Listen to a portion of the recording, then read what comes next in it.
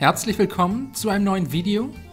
Heute zeige ich euch ein weiteres One-Pot-Pasta-Rezept, diesmal mit Pilzen und einer Weißwein-Sahnesoße. Als erstes zu den Vorbereitungen: eine große Zwiebel abziehen und fein hacken, außerdem 2 bis 3 Knoblauchzehen ebenfalls abziehen und fein hacken und zum Schluss noch 400 Gramm Champignons putzen und dann in nicht zu dünne Scheiben schneiden.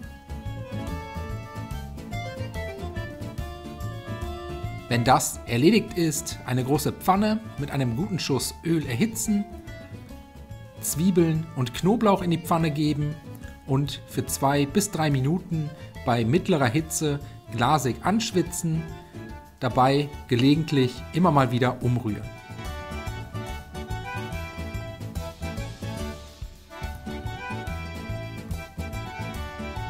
Danach kommen die Champignons dazu. Für 1 bis 2 Minuten unter gelegentlichem Umrühren mit anbraten. Und wenn das erledigt ist, alles mit 200 ml Weißwein ablöschen. Den Weißwein etwas einreduzieren bzw. einköcheln lassen. Und dann kommen auch schon alle anderen Zutaten dazu. 500 Gramm Macaroni. Wie immer könnt ihr hier natürlich auch jede andere Nudelsorte verwenden. Außerdem 400 ml Wasser, 400 ml Milch und 200 ml Sahne. Dann noch 2 Teelöffel Salz. Das Ganze einmal gut umrühren, damit sich alle Zutaten gleichmäßig verteilen können. Zum Kochen bringen und dann bei niedriger Hitze und geschlossenem Deckel für 10 bis 12 Minuten ganz langsam köcheln lassen.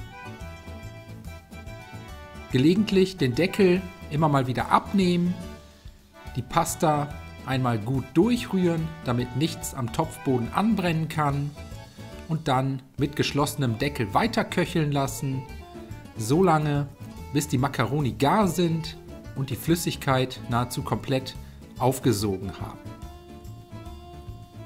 Zum Schluss noch etwa 50 Gramm geriebenen Parmesan dazugeben, außerdem eine große Handvoll fein gehackte Petersilie, alles nochmal mit einer guten Prise Pfeffer abschmecken, Salz sollte eigentlich passen, ein letztes Mal gut umrühren und dann sind wir auch schon wieder fertig.